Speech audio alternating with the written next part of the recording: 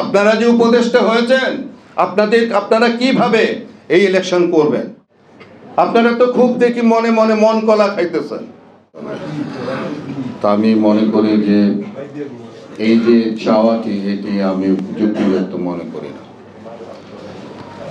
পাশাপাশি আমি যেটি বলবো যে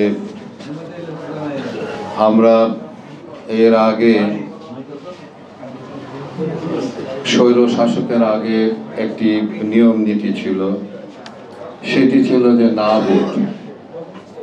আমার কোনো প্রার্থীকে আমার পছন্দ হয় নাই, আমি তাকে না ভোট দিলাম, এবং সেটি যদি 52% যদি তার দাবি জানাচ্ছি যে সেই পদ্ধতিটা অবশ্যই থাকতে হবে, আমার অধিকার থাকতে হবে যে আমি কাকে ভোট দেব কি দেব না।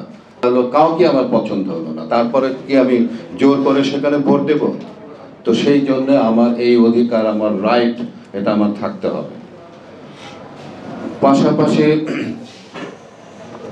আমি বলবো যে অনেক সময় আমি দেখেছি সেটি হলো যে অনেক সময় না, প্রায় সময় আমি দেখেছি যেটি হলো গিয়ে যে একটা ইলেকশন হওয়ার পর কারচুপি হলো, নানান কিছু হলো, তো তারপরে যিনি ক্ষতিগ্রস্ত হলেন তিনি যখন মামলা করলেন, সেই মামলা এত দীর্ঘসূত্রিতা করা হয় যে দীর্ঘসূত্রিতার জন্যে সে মামলা চলতে চলতে তার ট্রেনর চলে যায়, কিন্তু তার মামলা শেষ হয় না। তো এইরকম যদি ব্যবস্থা থাকে যে একটা ক্ষতিগ্রস্ত মানুষ সে যদি মামলা করে তার নিজের অধিকার, রাইট যদি প্রতিষ্ঠিত না করতে পারে, তাহলে মামলা করেই বাকি রাখ।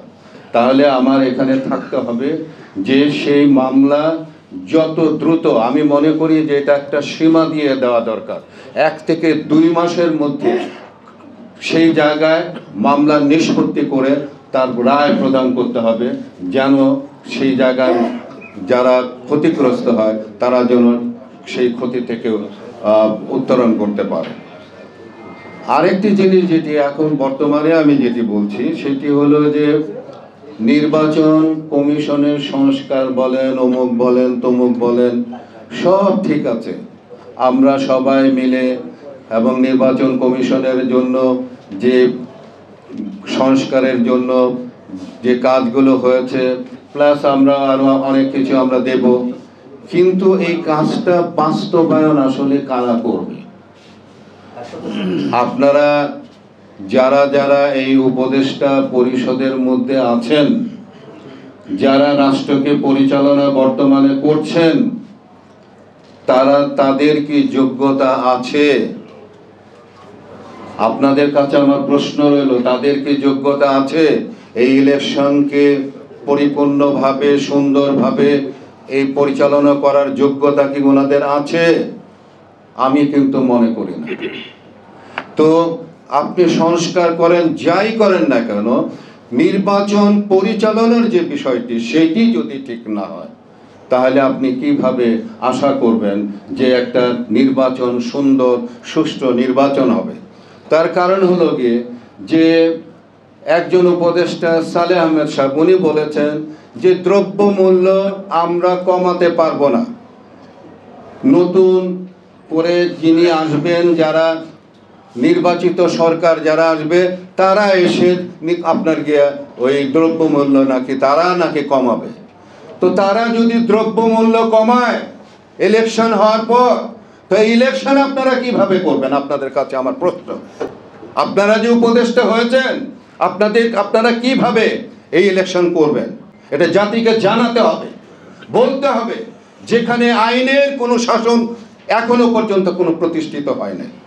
আমি শুরু থেকে বলে আসছিলাম একটি কথা, যে এই যে পুলিশের যে ব্যাপারটি, সেইখানে অতি দ্রুত, যত দ্রুত সম্ভব পুলিশকে রিক্রুট করেন। পুলিশের রিক্রুট যদি হতো আজকে 6 মাসের মধ্যে কিন্তু আমরা নতুন করে পুলিশ প্রশাসনকে কিন্তু পেতাম। কিন্তু সেই স্বৈর শাসকের পুলিশরা এখনো পর্যন্ত রয়ে গেছে, এবং আমলাতন্ত্রের মধ্যে সকল জায়গায় আপনার গিয়ে সেই স্বৈর শাসকের দোসররা রয়ে গেছে। আর আপনারা বলতেছেন একটা ইলেকশন হবে, সুন্দর ইলেকশন। কি করে ভাই? আপনারা তো খুব দেখি মনে মনে মন কলা খাইতেছেন। আগে যারা ইলেকশন করবে তাদেরকে জিজ্ঞাসা করেন তারা করতে পারবে কিনা।